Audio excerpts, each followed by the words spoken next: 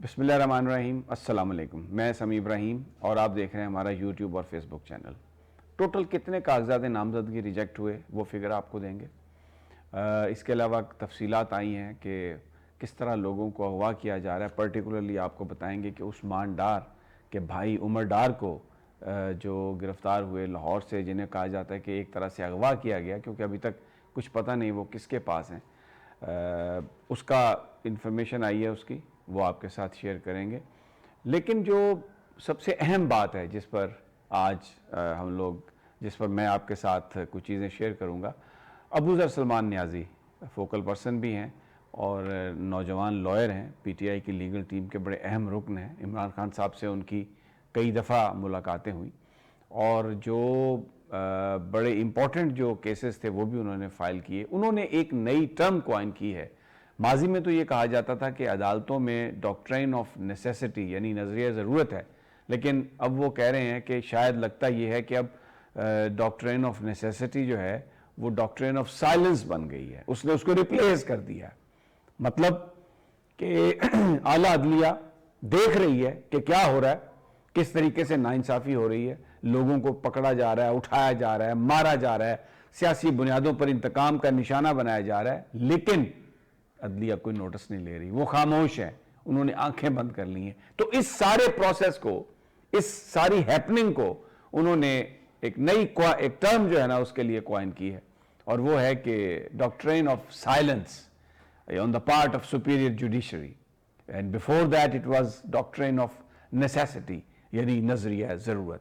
بڑی یہ انہوں نے امپورٹنٹ بات کی ہے.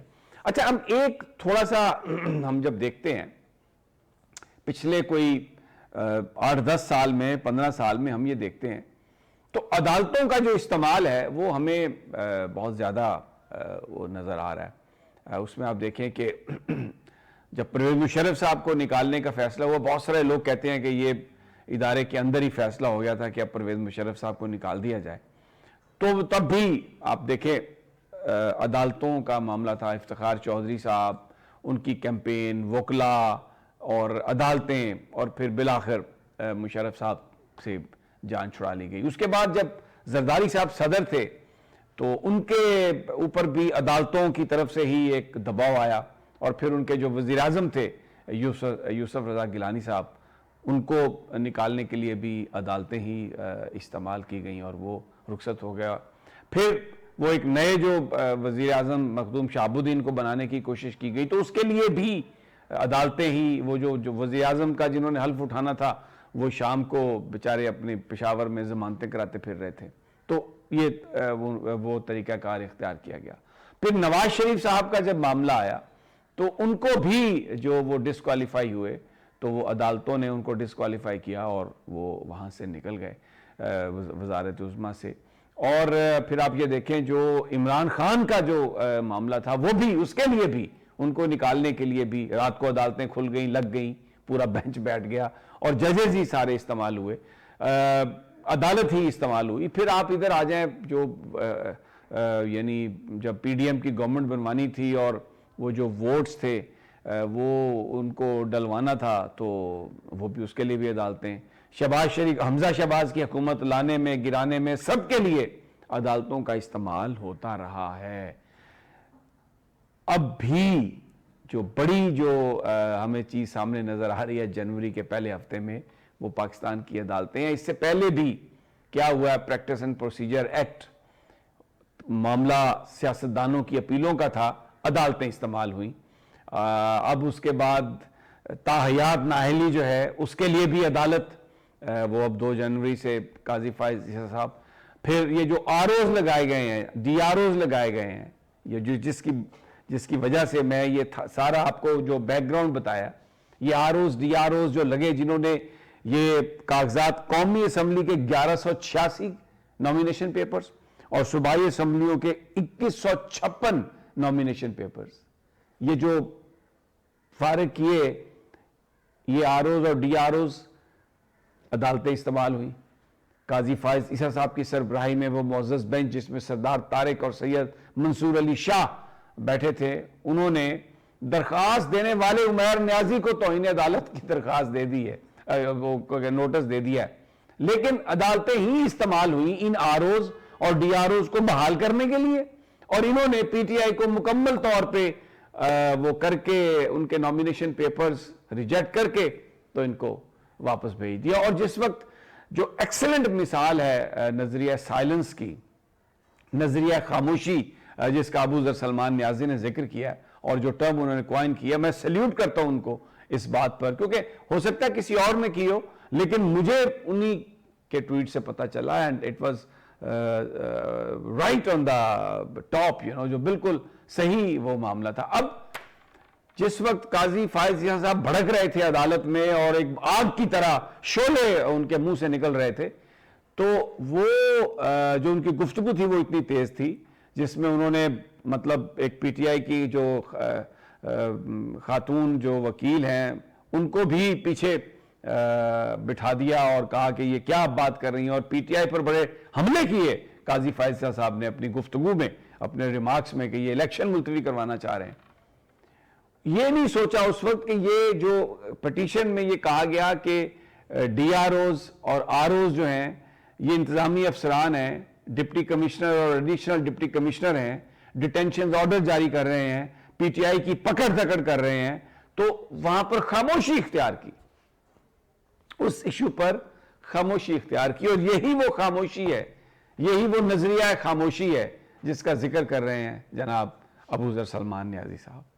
تو اب آنے والے دنوں میں اب آتے ہیں توہین عدالت کا کیس ہے وہی عمیر نیازی کا، پھر یہ جو سارا معاملہ ہے اس پہ یہ D R Os R Os کا، اب یہ پورے پاکستان نے سوشل میڈیا پہ دیکھا. اور اس میں آپ کو بتاؤں، میں اس دن اطہر من اللہ صاحب کے ریمارک سن رہا تھا، وہ کہہ رہے تھے ہمیں جی پراپر آپ درخواستیں دیں. اب یعنی ایک طریقہ جو ہے نظریہ سائلنس کا وہ یہ ہے کہ جی پراپر درخواست نہیں آئی، پراپر درخواست آنی چاہیے، پتہ نہیں کون سے چینل سے، کیسے وہ پراپر ہوگی، لیکن وہ قانونی طور پر ہونی چاہیے جی، اور ادروائز ہم نہیں سنیں گے. تو اب اگلا ایک ہفتہ نظریہ خاموشی کس طرح سے ہے اور نظریہ ضرورت کو اس نے کیسے ریپلیس کیا ہے یا نہیں ریپلیس کیا، دونوں صورتوں میں پاکستان کی جو عدالتیں ہیں وہ بڑا وہ اس میں ہمیں بہت نظر آئے گا. اور اگلا منظر عامہ جو بھی بنانا ہے اس کے لیے مجھے یہ نظر آ رہا ہے کہ پھر عدالتوں کا استعمال ہوگا. اب پتہ نہیں کیا اس میں کیا وہ کیا جائے گا. اچھا جی، اب آ جاتے ہیں، آپ کو میں بتاتا ہوں عمر ڈار صاحب کو کیسے گرفتار کیا گیا. کیفے آئلانتو ہے وہ زی بلاک ڈیفنس میں، زیڈ بلاک میں، بڑا اچھا بڑا مشہور ریسٹورنٹ ہے. وہاں پر وہ بیٹھے اپنی فیملی کے ساتھ کھانا کھا رہے تھے کہ کم از کم 30 سے 40 وردی میں ملبوس لوگ پولیس کے، ساتھ میں کچھ پلین کلوتھ بھی تھے، وہ آئے اور ان کو زبردستی گھسیٹتے ہوئے ان کی فیملی کے سامنے سے ان کو لے گئے. اچھا، اب سی سی ٹی وی فوٹیج بھی ہے اس ریسٹورنٹ کی، کیفے آئلانتو. میں نام لے رہا ہوں اس لیے کہ ان کے جو مینیجر ہیں انہوں نے کہا جی ہمارے پاس تو کوئی سی سی ٹی وی فوٹیج نہیں ہے. بھئی اگر فوٹیج نہیں ہے تو اب آپ نے کیمرہ لگایا کیوں ہوا؟ اب اگر تو وہ اس وقت دباؤ میں آ کے نہیں دیتے فوٹیج تو ان پر کبھی بھی، اگر یہ جو مجھے سمجھ میں آئی ہے، کبھی بھی مقدمہ چل سکتا ہے کہ آپ نے ایک ایویڈنس، ایک کرمنل ایکٹیویٹی کا ایویڈنس ضائع کیا، کیونکہ ہائی کورٹ نے آرڈر کر دیا ہے کہ ان کو ریکور کیا جائے. کوئی ادارہ مان نہیں رہا کہ وہ ہمارے پاس ہیں.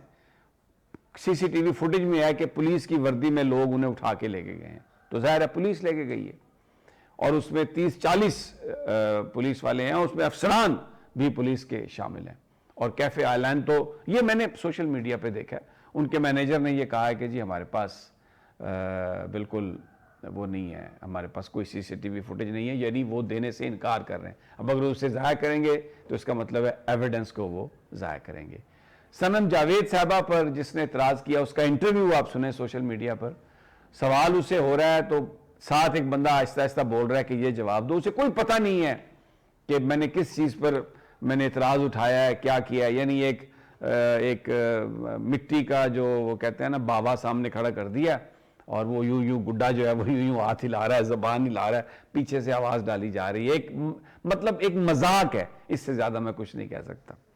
اچھا جی، اب یہ سارے معاملات بہرحال آج مشکل ترین جو ہمارا سال ہے پچھلے بہت ساری دہائیوں میں، آج اس کا اختتام ہو رہا ہے 2023 کا۔ 2023 میں ہم نے بڑے ڈرامے دیکھے ہیں، بڑے، اور خاص طور پر پولیٹیکل وکٹمائزیشن جو ہم نے دیکھی ہے پاکستان میں، وکٹمائزیشن وہ عروج پر تھی، اور چادر اور چار دیواری کا تقدس جس طرح پولیس نے توڑا ہے، جس طریقے سے لوگوں کو ان کی سیاسی وابستگیوں کی بنیاد پر اٹھایا گیا، مارا گیا، پیٹا گیا، ان کو پھینکا گیا جیلوں میں، اور کوئی خیال نہیں کیا گیا کسی کے رتبے کا، سٹیٹس کا، اور اب پولیس وحشیوں کی طرح سڑکوں پہ پھر رہی ہے، اور جس کو چاہے وہ اٹھا لیتے ہیں۔ جب سرکار کے لیے وہ اس طرح کے کام کر رہے ہیں تو اپنے مقاصد کے لیے کیوں نہ کریں؟ بڑے عرصے وہ جو ایک سپیس کریٹ ہوئی تھی، وہ ساری کی ساری دیٹ از گون، اور ان پولیس والوں کے حوالے اس ملک کو کر دیا گیا ہے۔ اور جو اس وقت ظلم و ستم ہو رہا ہے، بڑا مشکل سال تھا 2023۔ بہرحال اس دعا کے ساتھ کہ آنے والا وقت بہتر ہوگا، انشاءاللہ جلدی اگلی ویڈیو میں ملاقات ہوتی ہے۔ اللہ نگہبان۔